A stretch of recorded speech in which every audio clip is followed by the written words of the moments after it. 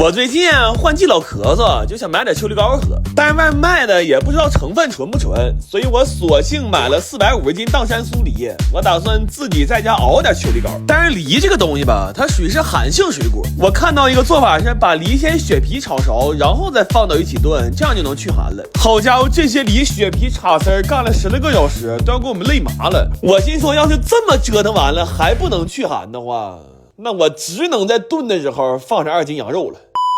然后煮梨肉的时候，我还放了点大枣、生姜、罗汉果。但是接下来有个很费人的事儿，就是要给这些煮熟的果肉滤汁儿。那挤汁儿的时候，我们老卖力了，挤出来的果渣比我拉都干。后来给那手爪都拧成鸡爪了，动2下就开始抽抽。一共挤出1桶半的汁儿，不知道最后熬完膏能不能剩下半桶。然后这玩意儿煮的时候还得全程有人看着，要不然说不准哪下就偷摸自己扑锅了。所以我们快速制定了一个值班表，并且把双人床也安上了。我真是没想到熬一个小小的秋梨膏又他妈在家打上精了。为了增强秋梨膏的止咳效果，我还放了点川贝母。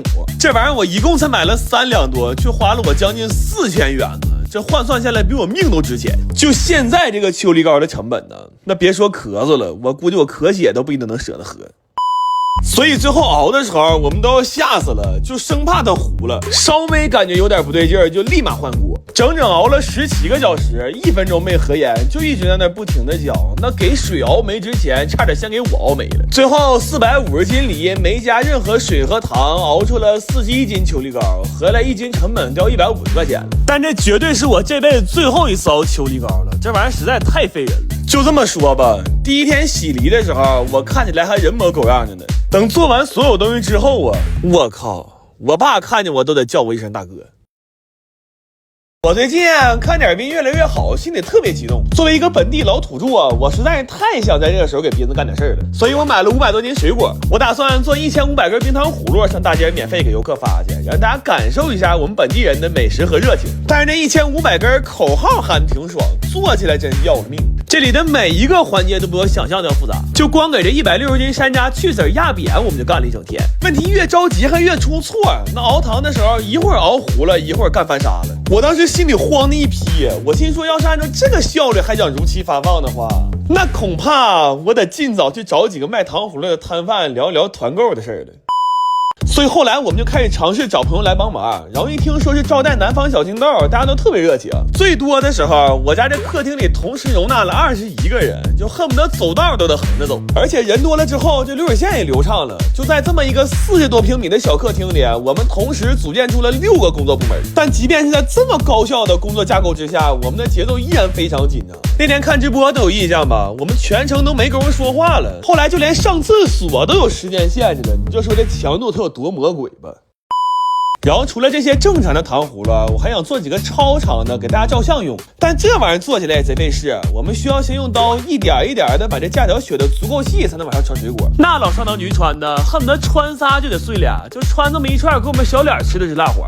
然后除了这些2米的糖葫芦，我还专门给大家做了一个能拍照的自行车。就准备完这些东西，我真是把家底都掏干净了。我当时有种什么感觉呢？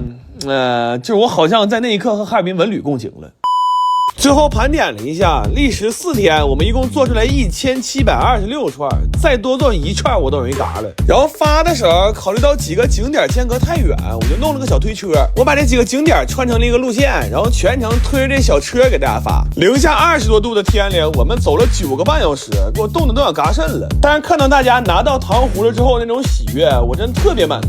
然后那天还有很多本地人自发来送暖贴和维持秩序，我当时就觉着今年要是从物理温度上来说，可能是哈尔滨最冷的一年，但是从情感上来说的话，今年的哈尔滨呢，它实在是暖得发烫啊！来了就是自己人，欢迎你来哈尔滨！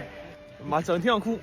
我最近约了几个南方小土豆去北海大蟹玩，但是里边现在排队实在是太邪乎了，所以我买了100多斤山楂。我打算提前在家做点酸奶山楂球，然后带到里边留着排队的时候吃。但是想做这玩意儿就得先做山楂糕。这回处理山楂，我是先去的屁，然后烫软了再去它的核根儿。这种方法虽然麻烦，但却是最适合我们的，因为我们前2天刚捅了3000多粒山楂。我一点不撒谎，我现在看见这个桶子，心脏就有点生理性的突突。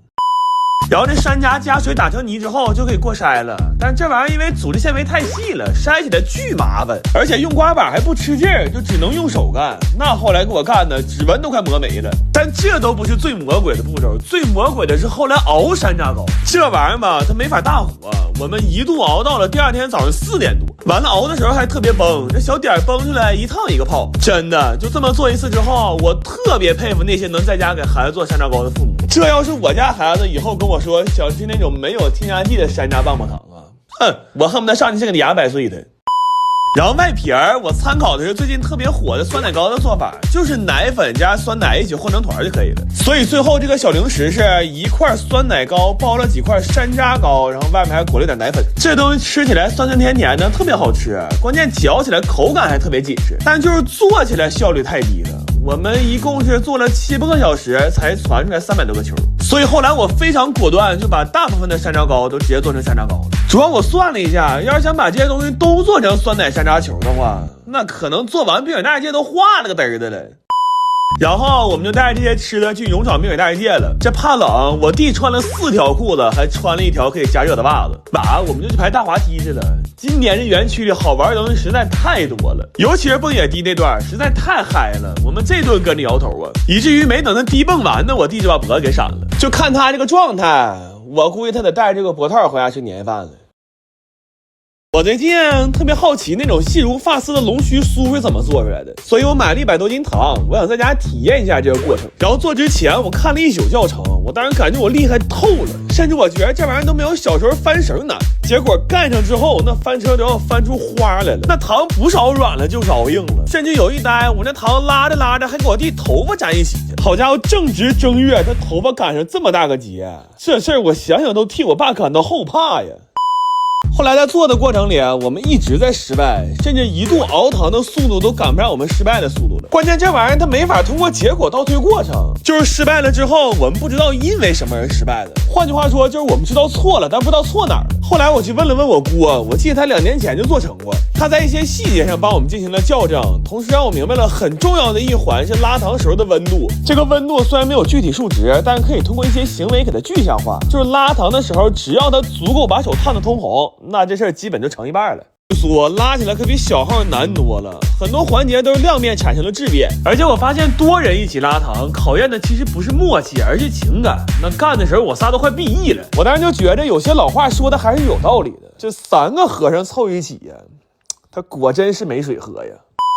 后来我们在长达30多个小时的失败里边，终于找到了一些技巧。这回拉完之后，那龙须酥真像比头发丝儿还细了。然后为了好吃，我们还加了点坚果碎，这吃着跟小时候在街边买的简直一模一样。不过想想也挺神奇，平时我都是看人在夜市拉，从来没想过这玩意儿居然自己在家也能拉。后来其实我又尝试了很多次，我试图能找到一些可以量化的标准，但是成功的概率非常低。所以最后我总结为，只要不是老师傅干这个，那想成功的办法只有一个，就是撞大运。而且这个东西吧，其实不太适合在家做。我们做完了之后，那屋里跟喷过灭火器似的。完了晚上洗澡的时候，居然还洗出一身欠来，你说这你受得了吗？这个。